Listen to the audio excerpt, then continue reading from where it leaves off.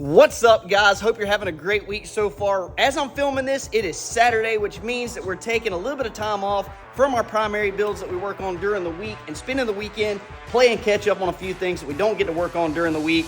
And today I'm actually out here working on a set of valve covers for a friend of mine. He had these things powder coated and the prep work was just subpar, which means that the powder did not adhere, and when he started messing with it a little bit, it just started peeling off in sheets. So that's what I'm working on today, trying to get these things cleaned up and fixed like they should be. We've actually received a couple of questions in the comments, since we built our oven, of how we did it. So I wanted to show you guys that real quick, and then I'll take you through the process of actually powder coating these valve covers, getting them right, and then throwing them in the oven that we made here at the shop and getting these things right. So I'm gonna take you over here to the oven, show you what we got, and then if you're looking to build one, hopefully this will help you out just a little bit. So this is our homemade powder coat oven. We built it here at the shop. It only took us a couple of days, and then obviously, we had a few bugs that we had to work out of it and stuff like that, things we had to figure out. But it's exactly what it looks like. This, my friends, is a stand-up freezer. And the reason I went with this was because I wanted something that I could put long parts in, and they hang from the top, they don't hang from the side. So I wanted to be able to powder coat some longer parts. So I figured a stand-up freezer was the way to go. And obviously, this isn't a really tall stand-up freezer, but it does handle pretty much everything that we powder coat here. Valve covers, leaf springs, things like that. We can fit all of it in there. Obviously, I wish we had a little bit bigger one, but this one does great. I'm gonna kind of show you guys real quick before we get started just how I went about this and kind of the things that you would have to do if you decided to build one to be able to make this work. So I want to start off on the inside, and if you've ever seen a stand-up freezer, you know that whenever you get in there, it's a lot like a refrigerator. It's lined with plastic. We basically went in there, busted out all the plastic, took out the spray-in foam insulation that is behind all the plastic. We put in regular house insulation. I believe it was R13 fiberglass insulation. We just stuck in there, ripped those sheets in half, and whenever this oven is actually running up to temperature, you can touch the outside of it, and it's not a problem like at all. So we took the plastic out, lined it with the insulation, and then we have some of the sheet metal that a friend of ours had. And you could actually use like roof metal or whatever. As long as it's metal that lines the inside of this, it would work. We just happen to have this stuff, and we lined it in there, put it in with rivets, and covered up that insulation so the insulation didn't have a problem, and it works really, really well.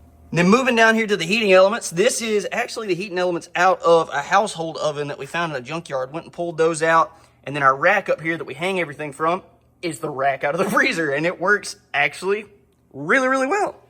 For the electronics, we've got a PID controller kit here that we got on Amazon. I want to say that ran around 60 bucks, and it came with these solid state relays, which basically you set the temperature on this talks to this thing, which turns on the elements, and all of that is tied in with your temperature probe, which I have hidden right up here. All of that is connected to that temperature probe. When the temperature probe senses that it's up to temperature, it talks to this thing and says, hey, I'm up to temperature, which then talks to the solid state relay, which says, okay, we're up to temperature. And then it talks to your heating elements and it turns those off. So it's basically just one big cycle. I will say that these are a 25 amp. I went on Amazon and ended up ordering the 60 amp because I did have some issues with these ones blowing. So I went and bought the 60 amp. They're a little bit better and they seem to be holding up really well. This is, it's wired 220. So I plug it right into my welder plug, which I have over there. And like I said, man, this thing works absolutely phenomenal. But before we get to this point of baking any parts or anything like that, I have some prep work that I still have to do on those valve covers. I've got one of them sitting in the acid to eat off the old powder so that we don't have to try to blast that off. And then once we get through with that, I'll rinse it off, throw it over here on a stand, and then I'm going to take my little handheld sandblaster. We're going to sandblast it all over, and then we'll be hitting it with some powder, throwing it in the oven, and we'll have these jokers back to 100% very soon. All right, so we've got the two valve covers side by side right here. This is the one that's already been sandblasted.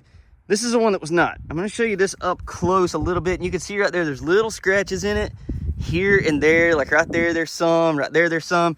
Whereas this one, there are no shiny spots whatsoever. This one has been sandblasted. This is not. For whatever reason, they decided they were just going to run over it with a DA sander and then powder coat it. And you can tell that it's just not even completely sanded. There's places that are still shiny. So that powder is just definitely not going to stick. So me, the only prep that I trust for powder coat is for it to be a sandblasted surface. So that's what I do on everything that we powder coat to make sure that that powder is going to stick, because you want that stuff to be as durable as possible, because it does see a lot of abuse, because a lot of times it's suspension parts, wheels, valve covers, engine parts, things like that. So you want that prep to be right. And just like paint, prep is key. The finish is only as good as the prep. And so we're going to take care of this. We're going to go ahead and get this blasted, and then we're going to throw them in the oven to off-gas them. And here in just a few minutes, we'll be spraying some color to get these jokers fixed up, and they'll be looking good. They'll hold up, never have anything else to worry about.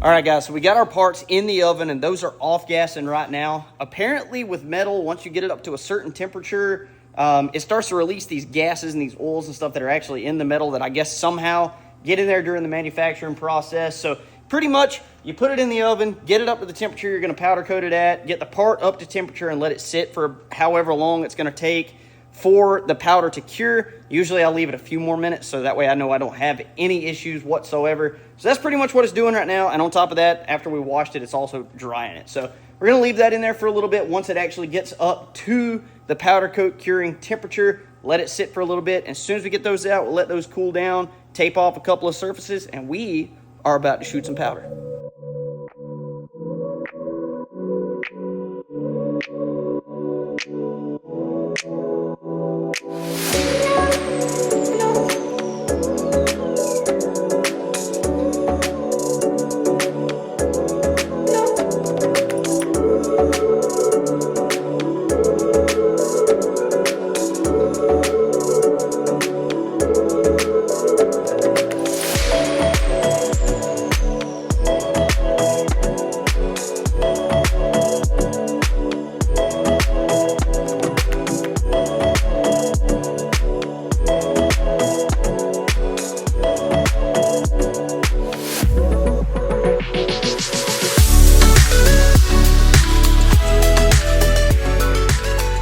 All right, so we got these valve covers powder coated black, baked out, and they're looking pretty good. Everything laid out really, really nice. So I sprayed them with a satin black. He wants some gloss black, but I didn't have any on hand. He's like, just go ahead and use what you got. So I had the satin black. I went ahead and shot it with that, but I have a gloss clear that I'm going to spray on these that'll go ahead and bring out that shine, make them a gloss black. I do that for a couple of reasons, mainly because, you know, like he wants them a gloss black. If I add the gloss clear, it's going to bring out that gloss. But also, I really like to clear coat wheels, suspension parts, engine parts, stuff like that, because that clear just adds another layer of protection. Powder coat's already extremely durable as it is, but if you add that powder coat clear on top of it, then if anything's going to damage the base powder or the color, then it has to go through the clear coat first. And chances of it going through the clear coat and the powder are slim to none. So I basically do that just for the gloss aspect of it, but primarily for the protection aspect of it. So that's what we're doing right now. Going to let these cool down. It'll take 10, 15 minutes, something like that, until they get to the point where I can touch them. And then I'll take them back over to the powder gun, hang them up. We'll hit them with that gloss, bake it out. And then these jokers are going to be wrapped up 100%. I think he's going to be very, very happy with it. He won't have any issues with the peeling or anything like that because we prepped these the right way. I think he's going to be really happy. So we're going to wait a few minutes. We'll shoot some more powder.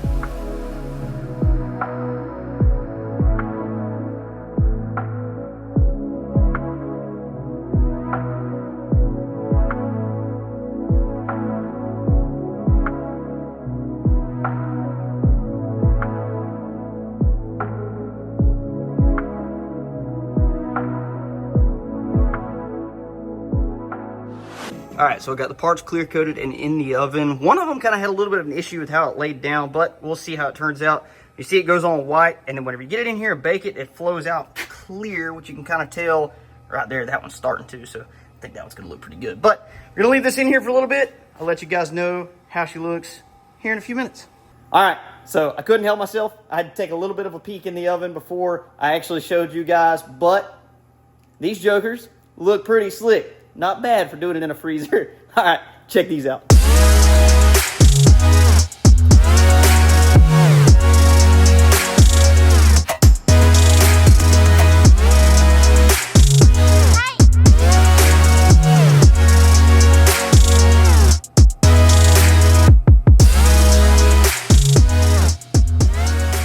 Alrighty guys, so there they are. They look absolutely phenomenal. And as you can tell, that gloss turned out nice. I think he's gonna be super excited, super stoked, and I think he's gonna be really happy about it. So he's gonna laser etch these. I'm not sure exactly what the logo is, but he has a laser engraver that he's gonna engrave something on those. So he's gonna really doll that thing up. And with this powder coat turning out like it did, I think it's gonna look really, really good once he gets everything together.